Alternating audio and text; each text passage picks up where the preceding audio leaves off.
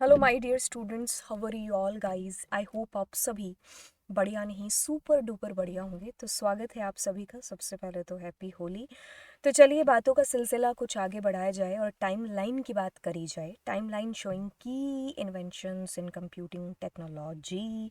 तो हम यहाँ पर उन टाइमलाइंस की बात कर रहे हैं जो आप कह लीजिए कि कंप्यूटर की आप शुरुआत से लेकर के और अभी तक कह लो कि भाई जनरेशन्स की बात हो रही है यहाँ पर कि भाई आप पहली बार कब सोच में लेकर के आते हो कंप्यूटर को। और बात जब पहली सोच की हो रही होती है तो बात बिल्कुल अबेकस की हो रही होती है। तो एबेकस की जब बात होती है तो इसकी शुरुआत की अगर हम बात करते हैं तो ये कुछ 3000 साल पहले की ऑलमोस्ट आप बात कह सकते हो। तो पहला ये कैलकुलेटर जाना जा सकता है। ठीक है, तो चाइना वालों ने इसको इन्वेंट है जो बेसिकली किया था। तो ये एक अर्थमेटिकल कैलकुलेशन के लिए ही यूज़ आ सकता था। जैसे कि कुछ इसमें ये जो बिट्स लगे हुए हैं तो इसको कुछ कैलकुलेट करके जोड़ घटाव करके तो इस तरीके से इसमें से कैलकुलेशन है जो बेसिकली की जाती थी। लेकिन अब कह सकते हो कि ये शुरुआत थी, है ना। मतलब कह लो कि भाई यहाँ से वो एक सोच पनपना शुरू होती है जो आज आप जिस डिवाइस के थ्रू आप मेरे को देख रहे हो। तो अगर आप वहाँ तक की जर्नी देखोगे तो वो एक सोच यहीं से स्टार्ट होती है। तो वो एबेकस हमारा था कुछ। ठीक है, अब बात करते हैं कुछ आगे की कड़ियों की। तो कुछ आगे जब ज़िंदगी बढ़ती है इंसान की तो वो नेपियर्स बोन के बारे में बात करता है। तो कहता है कि इसको जो बनाने वाले शख्स थे ना, उनका नाम था सर जॉन नेपियर। ठीक है, तो 1616 में कुछ ये इसकी शुरुआत करते हैं। और यहाँ पर ये भी कैलकुलेशन के लिए बनाते तो इसमें कुछ ये एक्स्ट्रा चीज़ें भी इंक्लूड कर देते कि जैसे कि एडिशन हो गया, सब्ट्रैक्शन ये तो कर ही पा रहे थे। आप मल्टीप्लिकेशन और डिवीज़न जैसी चीज़ें हैं वो भी इसमें कर पा रहे हो। तो ये नेपियर्स बोन नाम से इसको जाना गया। बातों को कुछ आगे और बढ़ाया गया तो 1642 के अंदर कुछ पैस्कलाइन नाम की चीज़ है जो आपके सामने आती है। तो इसको जो बनाने वाले शख्स हैं उनका नाम है जी वलाइस पास्कल। ठीक है, मैथमेटिशियन आप कह सकते हो, फ्रेंच मैथमेटिशियन। तो पहला जो कैलकुलेटर ये कुछ इस तरीके का बनाते हैं कि इसमें कुछ ये कुछ ऐसे मूविंग कुछ ऐसे व्हील्स बना देते हैं जिसको कुछ 8 व्हील्स होते हैं तो जिसको कुछ मूव करके आप एक कैलकुलेशन जो कर सकते हो। तो मैं कहूँगी कि आप इनको साथ साथ यूट्यूब पर भी आप इसको सर्च कर सकते हो। कुछ कुछ आपको चीज़ें हैं जो आज की डेट में भी आपको दिखेंगी, बहुत पहले की वीडियोज़ हो सकती हैं, मे बी लेटेस्ट भी हो सकती हैं। तो कहने का मतलब है कि वहाँ पर ये वर्क कैसे करते हैं एक्चुअली। ये चीज़ें खैर पेपर में आती नहीं है, बट जब जब किसी चीज़ को पढ़ रहे होते हैं तो अगर आपको एक्स्ट्रा चीज़ें मालूम पड़ जाए तो वो कोई घाटे का सौदा नहीं होता है। बात करेंगे इसकी तो कहता है कि इसमें कुछ मूवेबल व्हील्स होते हैं तो इसको पैस्कल कैलकुलेटर के नाम से भी जाना जाता था और पैस्कलाइन के नाम से भी आप इसको जान रहे होते थे या होते हैं। इसमें आप कैलकुलेशन कर सकते हो जिसमें कि आपका एडिशन हो गया, आपका सब्ट्रैक्शन हो गया। ठीक है, आप मल्टीप्लिकेशन और डिवीज़न जैसी चीज़ें भी हैं जो आप कर पा रहे होंगे हो थे इसके अंदर।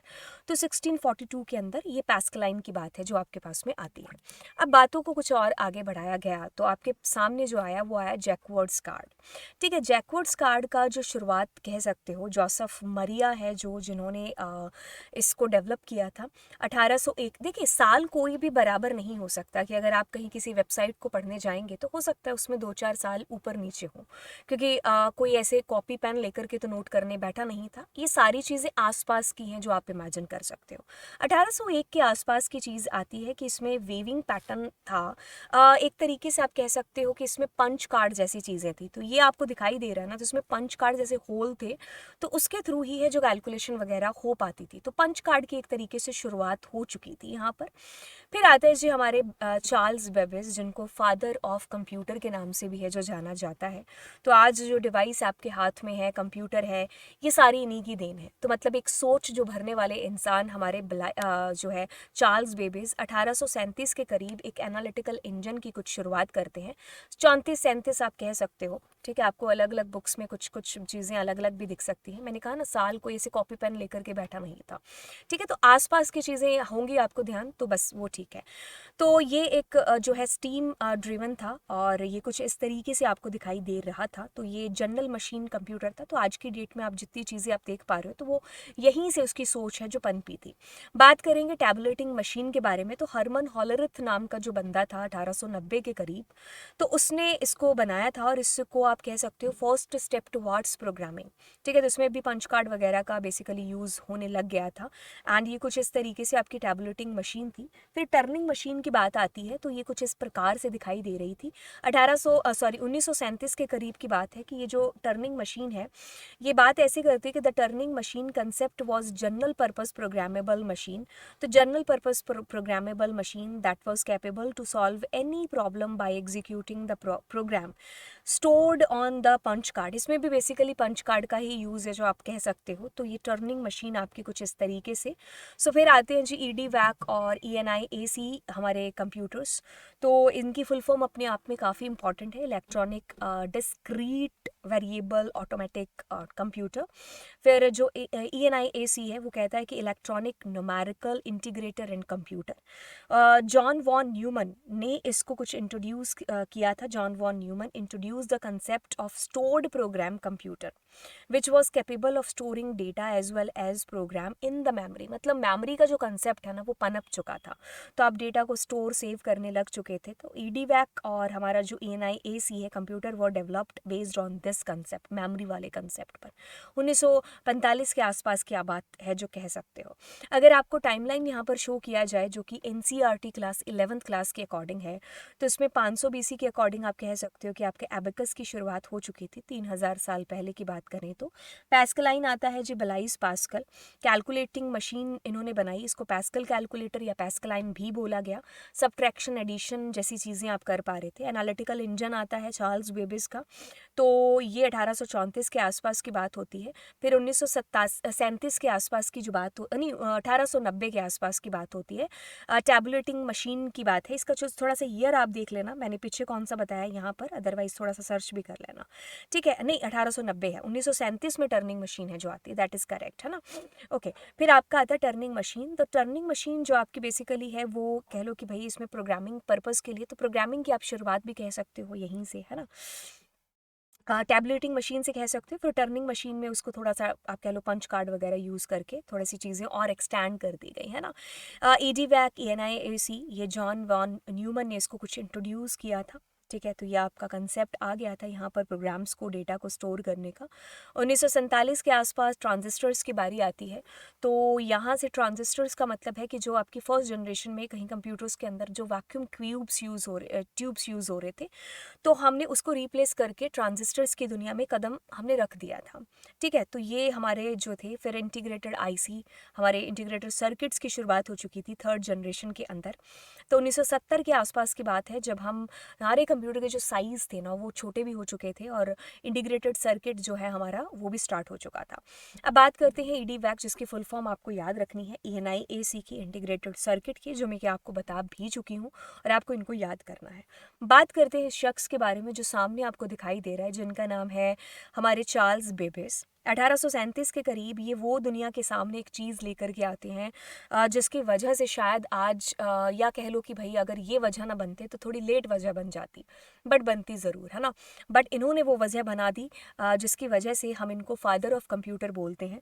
तो अर्थमेटिक लॉजिक यूनिट इनके अंदर है जो बेसिकली आती है। तो मतलब आज की डेट में जो आप ALU यूज़ करते हो तो वो यहीं से लिया हुआ या इसी से पनपा हुआ एक आगे का कंसेप्ट है। ठीक है, तो जनरल पर्पस कंप्यूटर की बात यहीं से स्टार्ट कुछ हो जाती है। फर्स्ट जनरेशन 1947 से 56 के करीब की बात होती है। तो यहाँ पर आपके पास में वैक्यूम ट्यूब्स का यूज़ हो रहा होता है और कंप्यूटर की जो कह लो कि भाई कंप्यूटर जो हमारे हैं ना वो एक एक कमरे कमरे जितने बड़े थे, उनकी मतलब बेसिक कैलकुलेशन कर पाती थी। बहुत ही बड़ा साइज़ था उनका पहली जनरेशन के कंप्यूटर्स। सेकेंड जनरेशन की जब बात आती है तो हम बात करते हैं ट्रांजिस्टर्स के बारे में। यहाँ पर वैक्यूम ट्यूब्स का ज़माना जा चुका था, ट्रांजिस्टर्स का ज़माना आ चुका था, कोबोल फॉर्टन जैसी लैंग्वेजेस आ चुकी थी। हम लोग यहाँ पर जो है सेकेंड जनरेशन में ट्रांजिस्टर्स और साइज़ भी है जो कम हो चुका था। ठीक है, 1964 से लेकर के 71 के टाइम तक यानी कि थर्ड जनरेशन की बारी आती है। साइज़ बहुत कम हो चुका होता है, ट्रांजिस्टर्स का स्थान है जो वो इंटीग्रेटेड सर्किट ले चुके होते हैं। और यहाँ पर आप कह लो कि भाई ट्रांजिस्टर्स का स्थान मैंने कहा ना सिलिकॉन चिप IC आपका ले चुके होते हैं। ऑपरेटिंग सिस्टम इंक्लूड हो चुका होता है। मेमोरी भी अच्छी खासी लार्ज मेमोरी आपको मिलने जा चुकी होती है। Magnetic ink character readers computer और ये सारी चीज़ों के रास्ते पर हम लोग कुछ चल चुके होते हैं, तो साइज़ भी छोटा और प्राइस भी थोड़ा सा कम है जो हो चुका होता है। 4th जनरेशन में हम VLSI यानी कि very large scale integrated circuits की बात कर रहे होते हैं। माइक्रो प्रोसेसर्स का ज़माना आ चुका होता है, मेमोरी भी कुछ बढ़ चुकी होती है। तो आज की डेट में हम जिस तरीके के कंप्यूटर्स देख पा रहे हैं, तो कुछ वो नक्शा सा बनना शुरू हो जाता है। ठीक है, तो हम डेटा को भी शेयर कर पा रहे होते हैं। 1971 से 82 के बीच का जो टाइम है वो 4th जनरेशन का टाइम है। 5वीं जनरेशन जो हमारी बेसिकली आज की डेट में चल ही रही है, अगर हम थोड़ी सी नॉलेज की बातों को साइड में ना रखते हुए उनको भी इंक्लूड करें, तो Intel was the first company to develop microprocessor. अच्छी बातों में से बात है। द फर्स्ट पर्सनल कंप्यूटर और PC developed by IBM belong to this generation. What is the first generation filled an entire room could now fit in the palm of the hand. देखिए, जो पहली जनरेशन की बात करते हो वो पूरे कमरे के अंदर हमारी आ रही थी हमारा कंप्यूटर, लेकिन आज की जनरेशन हमारे हाथ में ही हमारे कंप्यूटर जो आ रहे हैं।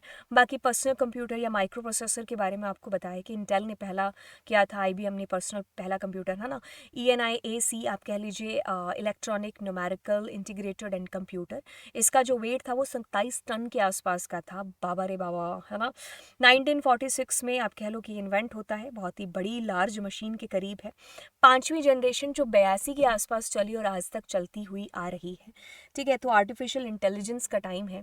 तो ये एक छोटे से रूप में मैंने आपको चीज़ें टाइम पीरियड के साथ में बता दी हैं कि वैक्यूम ट्यूब, ट्रांजिस्टर, IC और माइक्रो प्रोसेसर, AI, तो ये इस कदर हमारे ज़माने ने है जो करवट बदली है ना। तो वॉन न्यूमन आर्किटेक्चर जिसको हम आज की डेट में कह लीजिए कि आज की डेट में हमारा यूज़ होता है, तो इट्स कंसिस्ट ऑफ CPU। हम CPU की बात करते हैं तो हमारी ये वॉन न्यूमन आर्किटेक्चर की बात है जो हो रही होती है। इसमें हम अपने डेटा को स्टोर कर सकते हैं, हम आउटपुट इनपुट डिवाइसेस की बात है जो कर रहे होते हैं। तो electronic numerical integrated computer ENIAC is the first binary programmable computer जो कि इसी आर्किटेक्चर के ऊपर बेस्ड था।